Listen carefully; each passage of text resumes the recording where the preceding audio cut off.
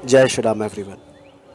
दोस्तों, जैसा कि आप जानते हैं कि पिछले कुछ वीडियो में हम चंद्रमा के दोषों के बारे में बात कर रहे थे कि कैसे कुंडली में चंद्रमा को देखना चाहिए, जिसके आधार पर व्यक्ति के स्वभाव का पता चलता है और क्या-क्या कमियां, खामियां उसमें आप देख सकते हैं। तो आज एक ऐसी अजीबोगरीब चीज़ के बारे में बात करेंगे जो शायद आपने पहले कभी सुनी ना हो कि अगर व्यक्ति का पूर्णिमा के दिन जन्म हो, जिसे तिथियों में सर्वाधिक शुभ माना गया है, तो किस प्रकार की परेशानियों का सामना आपको करना पड़ता है, क्या उसके फ़ायदे हैं, कितने बड़े बड़े नुकसान उसके हो सकते हैं यदि आपका जन्म पूर्णिमा के दिन हुआ है तो और विलम्ब नहीं करते हैं, ऋषिकेश में गंगा जी के घाट से आज इसी बारे में बात करते हैं कि पूर्णिमा के दिन जन्म हो तो कुंडली को किस प्रकार देखना चाहिए।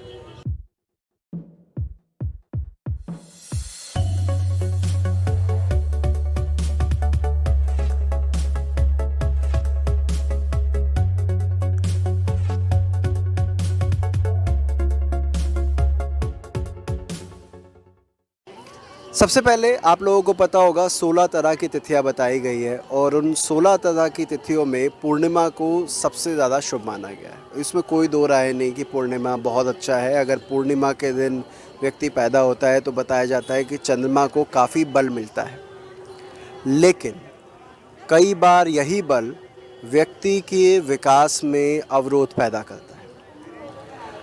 मुझे यहाँ पर अपने एक एक वाक़या याद आ रहा है। हम जैसे अभी यहाँ गंगा जी के घाट पर थे चित्रकूट में, और डॉक्टर वासन, स्वर्गीय डॉक्टर वासन हमारे साथ थे।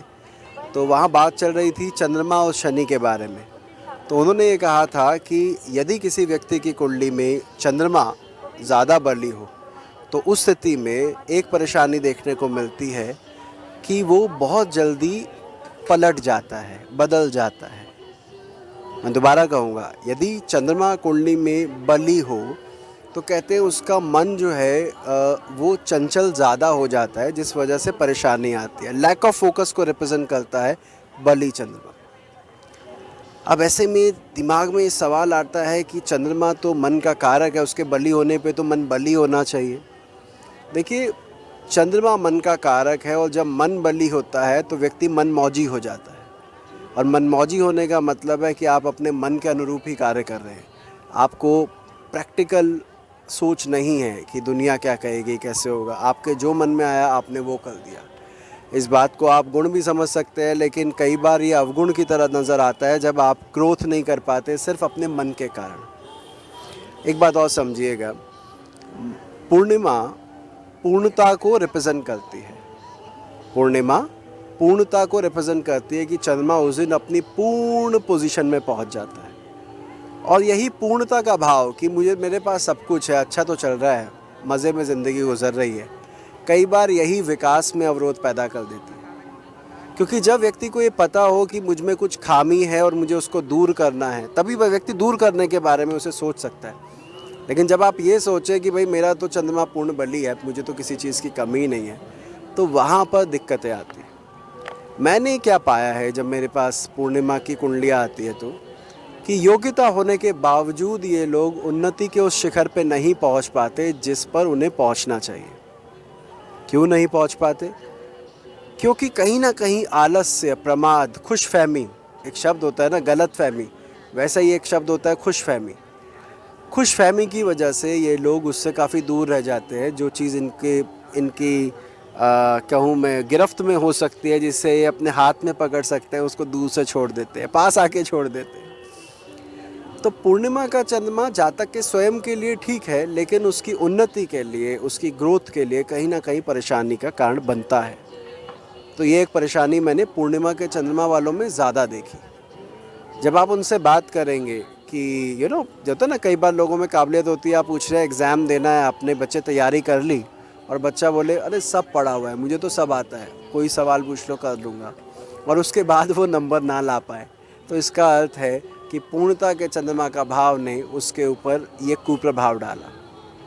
मेरी बात अगर आपको समझ में आ रही होगी, अगर ज़िंदगी में आप भी ऐसे ही स्वभाव वाले हैं तो कहीं ना कहीं दिक्कत आ जाती है। अब इसका उपाय क्या है? काफ़ी लोग बोलते हैं उपाय के बारे में बात किया करें सर। मैं आपको बताऊं, ऋषिकेश में आने का कारण भी यही था कि उपाय पे एक वर्कशॉप की जाए, तो वही चल रही थी। यहाँ पर प्रैक्टिकल एक रेमेडी इसकी ये है कि अपने आप को नियमों में बांध लो। चंद्रमा जो स्वच्छंद खिलाड़ी है, उसको अगर आपने एक लगाम में कस लिया या नियमों के दायरे में उसको बांध लिया, तो यू विल सी कि वो चंद्रमा बहुत अच्छे परिणाम, बल्कि खूबसूरत परिणाम देता है।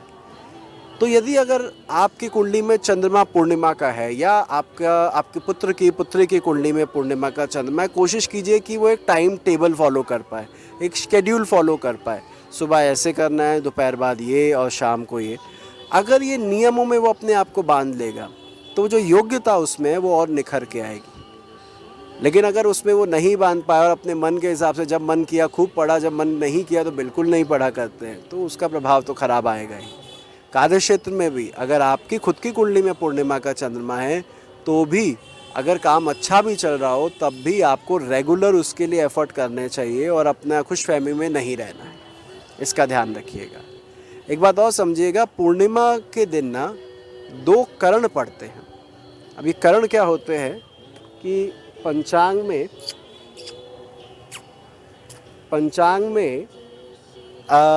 जो पंचांग के 5 अंग है, अरे गौ माता तो बात हम क्या कर रहे थे कि रेगुलर रहे काम को लेके। हाँ, पूर्णिमा के दिन 2 कर्ण पड़ते हैं। अब ये कर्ण क्या होते हैं? पंचांग के 5 अंग होते हैं, नक्षत्र, वार, तिथि, योग, करण, और इन 5 का प्रभाव हमारी ज़िंदगी पर पड़ता है। तो जहाँ पूर्णिमा तिथि के दिन पैदा होना शुभ बताया गया है मानसागरी और बाकी ग्रंथों में, वहीं विष्टिकरण में भद्रा काल को अशुभ माना गया है। आपको पता होगा, भद्रा के बारे में आपको बहुत सुनने को मिलेगा कि फागुन में होलिका दहन नहीं की जाती है जब विष्टिकरण चल रहा होता है। तो विष्टि को इतना शुभ नहीं माना गया। तो अगर आपका पूर्णिमा का जन्म है तो पंचांग दोबारा खोलिए अपनी कुंडली का और देखिए कर्ण विष्टि या भद्रा तो नहीं लिखा है। अगर विष्टि लिखा है तो कहीं ना कहीं दोष ये भी रिप्रेजेंट करता है, और दोष वही है जो मैंने थोड़ी देर पहले कहा कि अपने ऊपर ज़्यादा भरोसा आपको दिक्कत दे सकता है। नियमों में अपने आप को बांधना है, ये करना है। और इसके अलावा चंद्रमा, जैसे मैंने कहा, फोकस के लिए अच्छा नहीं माना गया। भगवत गीता में भी यही बताया गया है कि यदि व्यक्ति अपने मन को नियंत्रित कर ले, अपनी इंद्रियों को नियंत्रित कर ले, तो उन्नति स्वाभाविक है। उसी तरह पूर्णिमा के चंद्रमा वालों को अपनी इंद्रियों को कंट्रोल में रखना है, अपने मन के अलग अलग स्वभावों को कंट्रोल में रखना है, नियमों में बांधना है। बस इतनी सी रेमेडी करें, आप देखेंगे आप उन्नति को ज़रूर प्राप्त करेंगे। इसी से संबंधित एक वीडियो मैं और बनाऊंगा घर पहुंचकर, जहां पे मैं पूर्णिमा के कुछ एग्जाम्पल चार्ट आपके सामने दिखाऊंगा जो ऊंचाई पर पहुंच सकते थे। कुंडली बहुत अच्छी थी, कुछ हद तक पहुँचे भी, लेकिन वहाँ पर वो रह नहीं पाए, टिक नहीं पाए, क्योंकि मनस्थिति उनकी ऐसी थी। अभी के लिए इतना ही रखते हैं। अपना ध्यान रखिएगा। जय श्री राम।